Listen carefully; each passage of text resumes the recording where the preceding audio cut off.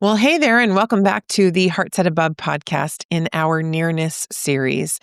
Our previous episodes in this series have talked about why nearness to God matters, how the fall created distance, and how pruning helps us create space to be with Him. Today, we're going to talk about another practical for learning to be near to God, and that is reflection and connection. So once we prune, we free up space to put intention toward both reflecting and connecting. And here's why that matters. So often we're just surviving life. Feels like life is on top of us and we just can't get above it. But when we slow down life and set those boundaries and we start pruning, we can actually flip the script. We can get back on top of life where we're running our lives instead of being run by them. One of the best ways we can do this is by creating regular rhythms of reflection into our lives. So here are some practical layers. We want to be reflecting annually, stepping back and asking on a macro level, what am I giving my time, my energy, my attention, my money to, and what needs to shift in the upcoming year? We need to be reflecting seasonally. For example, my husband and I will soon sit down and talk through what we want out of the upcoming Christmas season as a family. That way we can align our expectations before the busyness starts to take over. So you can do this before vacations, life transitions, or anytime a new season begins. We also want to pause and reflect weekly. We want to ask our things like, what went well this week? What am I grateful for? What didn't go so well this week? What needs tweaking for the next week? And then finally, we want to have a brief moment of daily reflection because when our emotions and thoughts pop up throughout the day, if we don't have a designated space to process through that, it will eventually hijack us. But when we've intentionally built in a set time to reflect every day, you can actually say to your fear or your piece of grief, thanks for stopping by. I'll get back to you during my regularly scheduled time of reflection when I have enough time and space to really give you the attention that you need. And so that protects your days from being taken over by overwhelm in the moment. Now, reflection also creates margin to intentionally connect with the people that you love. It's not just about stopping long enough to notice your own life, it's about pausing long enough to notice theirs so that you can share deeper, more meaningful connection together. And this, I think, gets us closer to quelling that deep ache that we all carry, that ache for Eden. I would describe Eden as a place of perfect connection. In the garden, we were perfectly connected to God. We were perfectly connected to ourselves, and we were perfectly connected to one another, and even with creation itself. And so here's the hope. Every bit of true connection that we cultivate in this life with God, with self, with others, or even in nature helps to fill the cracks of our weary, aching soul.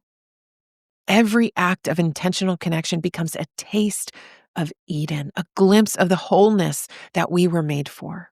And so once we prune and then build in reflection so we're back on top of life instead of being run by it, the next step is to intentionally build in time for connection.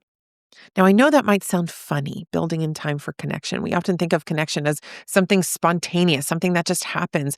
But take it from me, as a marriage and family therapist who spends her days in the trenches of connection, whether it's marriage, parenting, friendship, or even our relationships with God, connection does not just happen, not to the extent that we need for a relationship to truly flourish. We have to be intentional about connection. And here's how I would define it.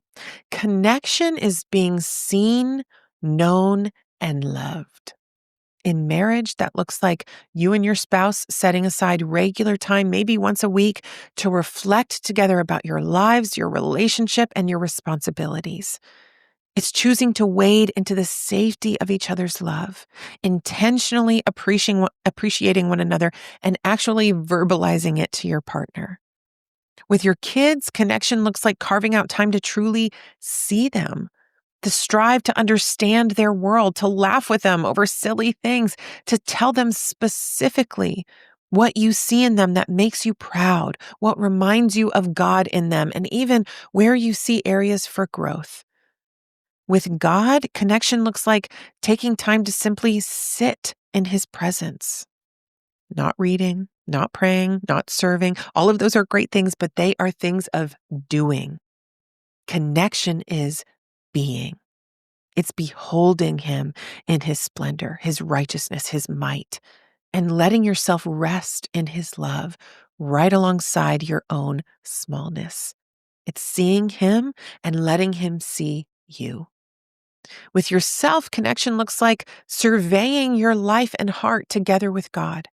Ask, what would God say about my current fear?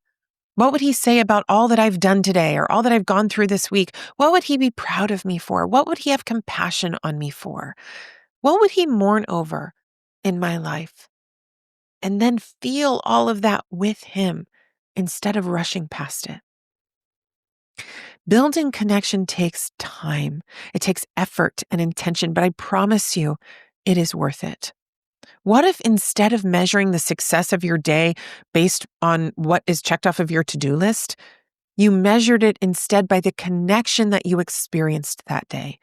Connection with God, with your spouse, with your children, with your people.